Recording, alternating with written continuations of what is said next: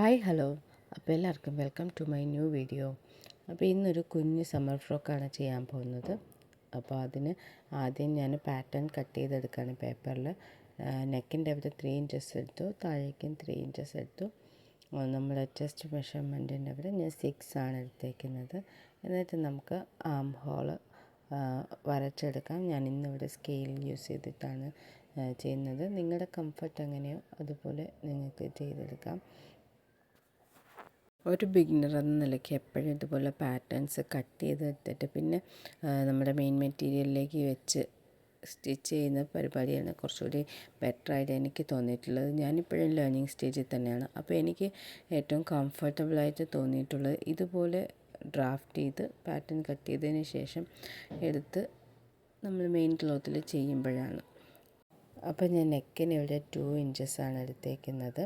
അപ്പോൾ നമുക്ക് മാർക്കൊക്കെ ചെയ്തതിന് ശേഷം നമുക്ക് നമ്മുടെ നെക്കൊന്ന് വരച്ചെടുക്കാം. അങ്ങനെ ഞാൻ ഇവിടെ റൗണ്ട് നെക്ക് തന്നെയാണ് കൊടുക്കുന്നത്.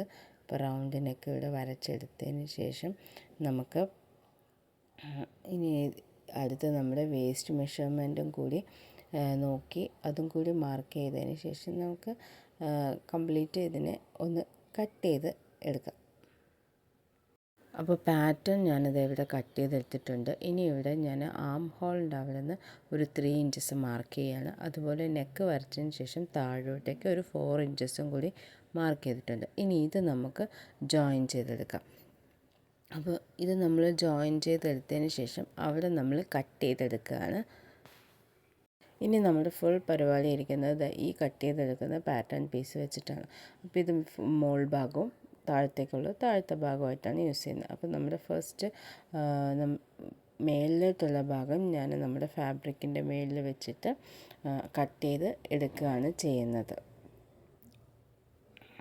ശരിക്കും പറഞ്ഞാൽ ഇത് കറക്റ്റായിട്ടുള്ളൊരു സ്റ്റിച്ചിങ് ഐഡിയ ആണോ എന്ന് ചോദിച്ചാൽ എനിക്കറിയില്ല കേട്ടോ.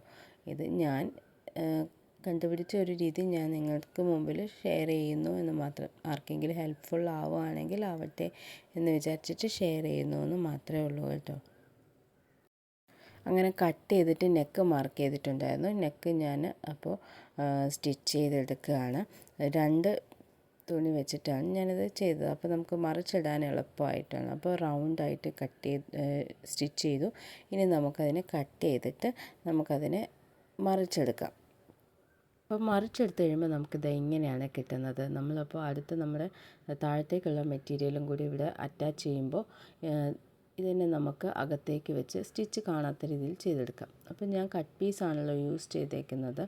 അപ്പോൾ ഇവിടെ ഞാൻ നമ്മുടെ താഴത്തേക്കുള്ള പോർഷന് കട്ട് ചെയ്യാൻ പോവുകയാണ്. ഇങ്ങനെ കണ്ടത് ഇതുപോലെ കുറച്ച് ഗ്യാപ്പ് ഇട്ടിട്ട് വേണം നമ്മൾ ഈ പോർഷനും കൂടി വെച്ച് കട്ട് ചെയ്യാനായിട്ട്. ഇങ്ങനെ ഗ്യാപ്പ് ഇടുന്നത് എന്താണെന്ന് വെച്ചാൽ അവിടെ നമുക്ക് ഗ്യാദേഴ്സ് കൊടുക്കാൻ വേണ്ടിയിട്ടാണ്.